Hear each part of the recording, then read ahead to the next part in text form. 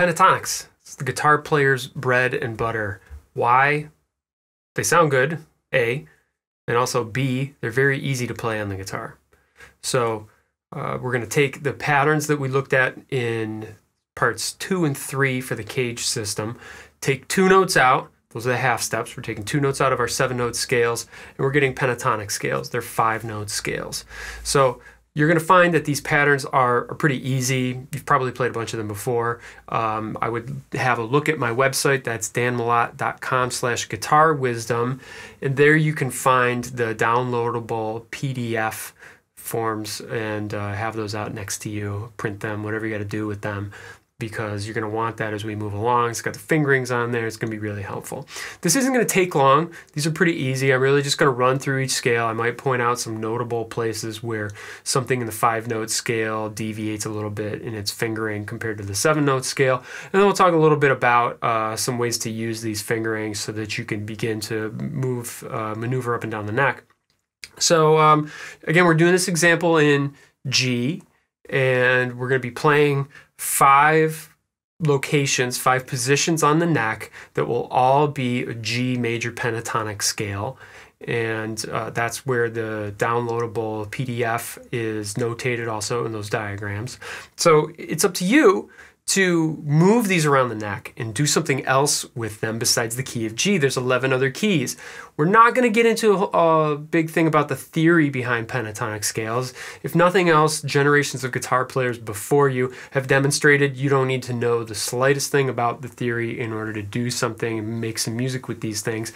But that doesn't mean that you shouldn't take the time to learn the theory behind it.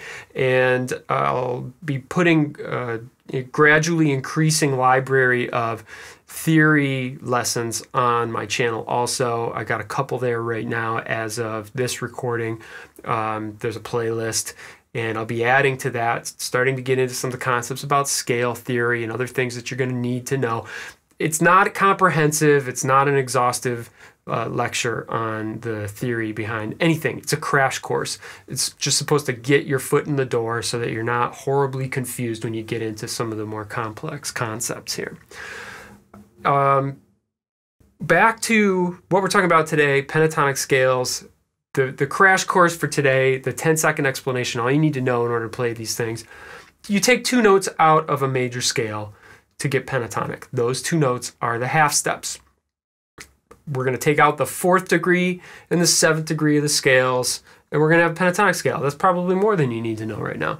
So we're just going to look at the diagrams, follow along. I'm going to play each one of these things, point out a couple things you need to know. In order to play the key of G with the E form scale, I have to put my 2nd finger on this 6th string G root, and that means I'm playing a 2nd position scale. When we did the 7-note scale, that looked like this.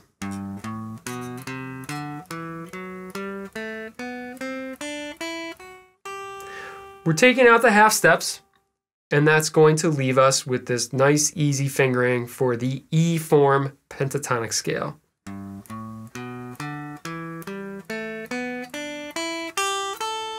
Let's do that a little more slowly so you can see exactly what I'm doing.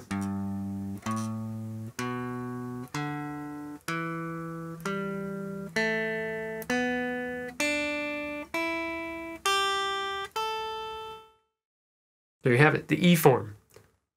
Super simple. You should be able to memorize that in about 10 minutes. As we move up, we're going to the D form. And just like the 7-note scale, just like the D form chord, this is one of the quirky ones. The root is here when you're playing the 7-note scale. I don't know if it is really as sensible to think of that being the root when you're talking about the pentatonic scale.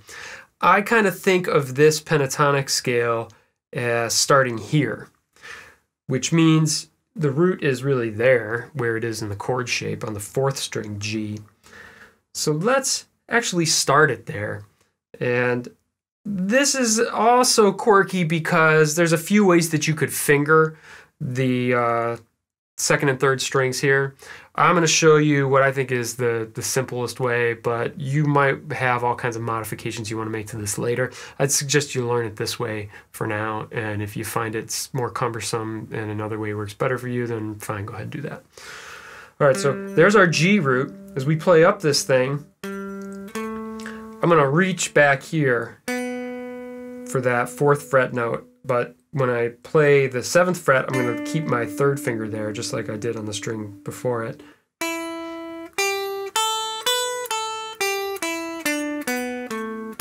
Then there's these notes down here. So if I were playing that all the way from the bottom, which in my last couple videos I advised you not do, but let's just show you the whole pattern from the bottom to the top.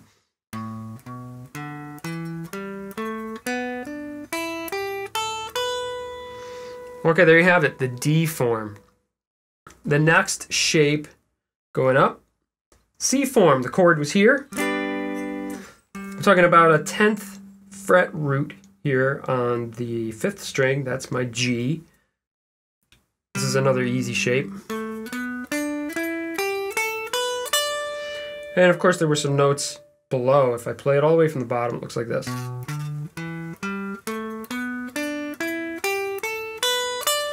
Nothing complex about that one. If I take that same 10th fret root, but instead of the 4th finger, I play it with the 2nd finger, now I'm setting up that A form shape. So I go 2, 4, 1, 4, 1, 4. And there were a couple notes below. Let's look at it from down there.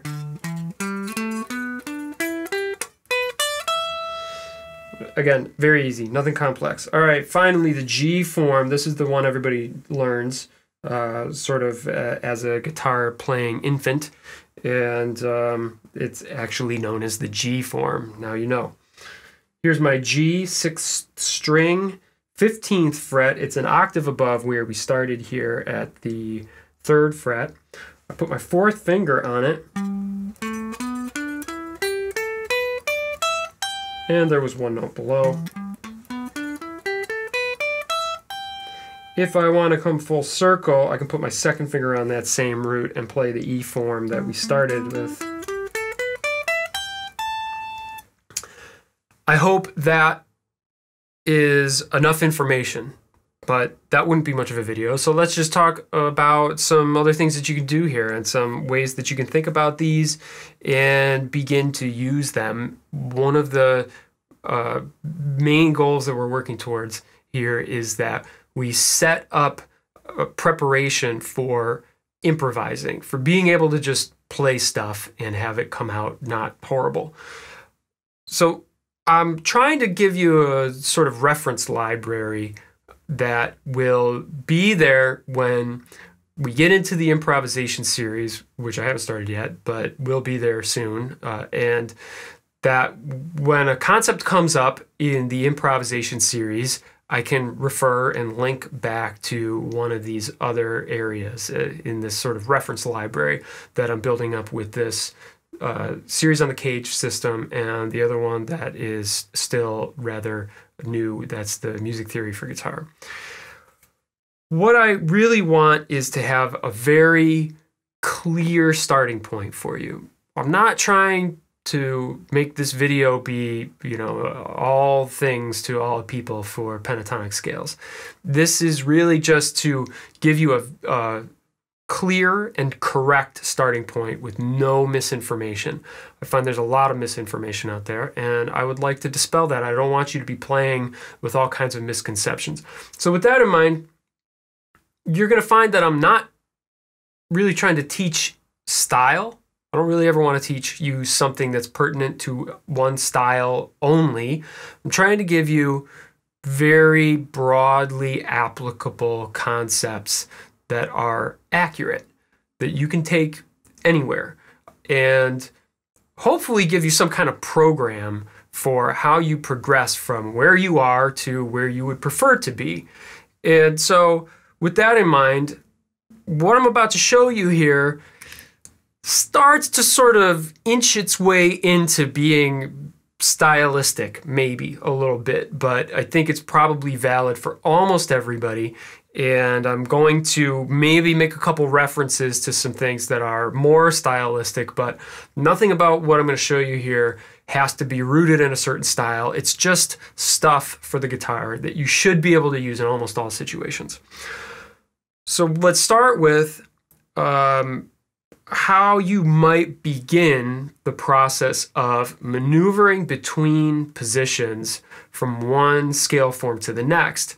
And this is what I've alluded to in some previous lessons, where we start talking about this transcendent movement up and down the neck that seems to really dissolve the boundaries of one position to another. This next tactic is a good way to get started with that and yet still retain some of the reference point of, oh, I'm in this position, I'm in this position, I'm in this position. The pentatonic scale works a little bit better for this than the 7-note scales, just because the fingerings are easier and it's a little bit clearer to see where you might make some of these connections. So I think of this next lick kind of as an escalator. It's something that takes me between the floors, where the floors are my scale positions. Now, you have to think a little bit creatively at times, because there's going to be moments where the fingerings that I just gave you start to dissolve a little bit, and you're going to say, well, wait a minute, that's not what's on the sheet. There's a lot of things that aren't on the sheet, and that's going to be true of most of what I give you. And as I said, I'm not trying to make this all things to all people. There's always going to be exceptions. There's always going to be somebody who comments and saying, I do it this way. And probably my answer to that comment is going to be, great. Do you think you can explain it to the rest of us? Because maybe you've got something that's helpful to everybody else. What I'm trying to do is explain it. So if you've come up with something that works better for you, awesome. If you can explain it, even better, because somebody else might have that same issue going on. And as I said, I like to learn it all ways and then decide later what's best for me. And I think that informs a lot of what I'm trying to relate to you here, which is why I call this guitar wisdom. So here we have the escalator lick. And we're going to start thinking about this 3rd fret G here in the 6th string that was our root for the E form scale. Now this E form scale fingering is going to kind of go out the window right away, because we're going to put our first finger on it. And we're not really going to do much with the E form, but you still want to think about that root as being your starting point for this. Let me just play this lick for you. And really it's just the scale, but I'm going to cycle it up through a bunch of positions. I'm going to play it for you once, and then we'll kind of talk about the justifications behind it.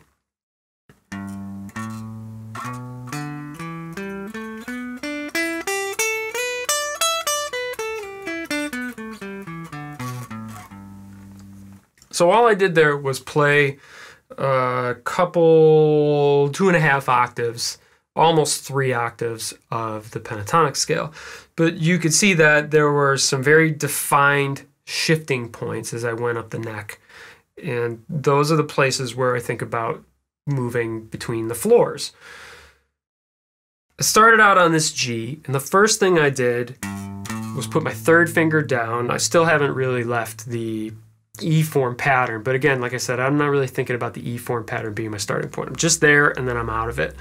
So I get to this 2nd scale degree, and I slide. Now, you don't have to make the slide an articulation. It could just be a movement like this. When I say articulation, that means, did I actually create the sound of a slide note on the guitar? Like this. So I can articulate that slide with a pick and then slide it, or I can slide after without picking again. Doesn't matter. We're not talking about that right now. We're not going to hash out the details. I'm just trying to get you to play the thing. Once I do that, now I'm in the D form scale. And I can play 3 strings worth of D form scale before I'm going to slide again. Now I think it's interesting that I've slid here on the exact same note that I did the first time. So I went scale degree 1, 2, 3, 5, 6, 1, 2, 3, 5, 6, 1, 2, 3, 5, 6. So let's look at that slowed down.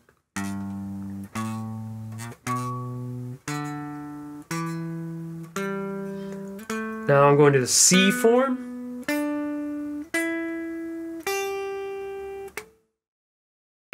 Now I'm in the A form. If I go down, the fingering where the slide happens changes. Now it's the second finger I'm going to slide down with.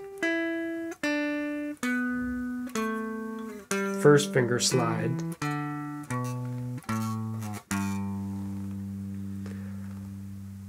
Is this lick terribly useful in a playing situation? Probably not, because it's just a scale. There's nothing really interesting about it. However, once you can do this and you're really clear about how you're getting into the next position, you can use the concept to be able to do what escalators are really for, which is take you to another floor where you get off the escalator and you do things, and you get back on the escalator and you go to another floor and you do some things, and you get back on the escalator, go to another floor, so that I can be thinking about playing down here in the E form, and I can slide into my next form, and I can slide.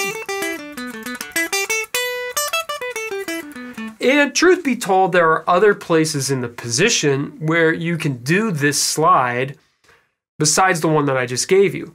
I tend to favor places where there's a note 2 frets away that I can get to and maintain fingering once I get there. What I mean by that is I was sliding here. I was sliding there. Now you'll notice it was 2 frets away, and when I do that slide finger, it sets me up very naturally to play stuff in the next scale shape. I don't have to make an adjustment once I arrive there to be able to keep doing something in that scale form. So there are a bunch of places where this works. So actually I could have done my slide there. I could do my slide there.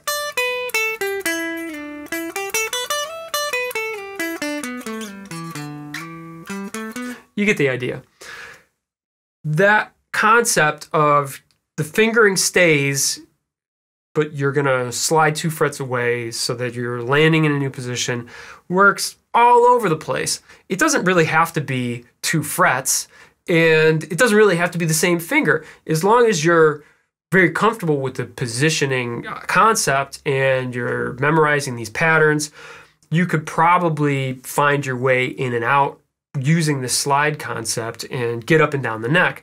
That's a nice entry, getting your foot in the door to being able to play across the entire neck with this mental framework of I'm just playing stuff in G. Once you can use this in the pentatonic scales, it's a lot simpler to jump into doing the same thing in the framework of the 7-note scales. And I think that probably you want to still retain kind of that idea that the pentatonic gives you the nice places to move up and down, because when you add the 2 notes back in and make it a 7-note scale, it just gets a little bit confusing to discern where the good spots are to slide in and out of this. So we're going to leave it at that. Thanks to everybody who's been participating with the channel, subscribing, commenting. I'm glad that you're finding some of this information helpful. As many questions as you want to ask, I'll try to answer them. Please, if you haven't subscribed yet, do that now. And we'll be back with more guitar wisdom. My name is Dan Malott. Thanks for watching. Stay tuned for more.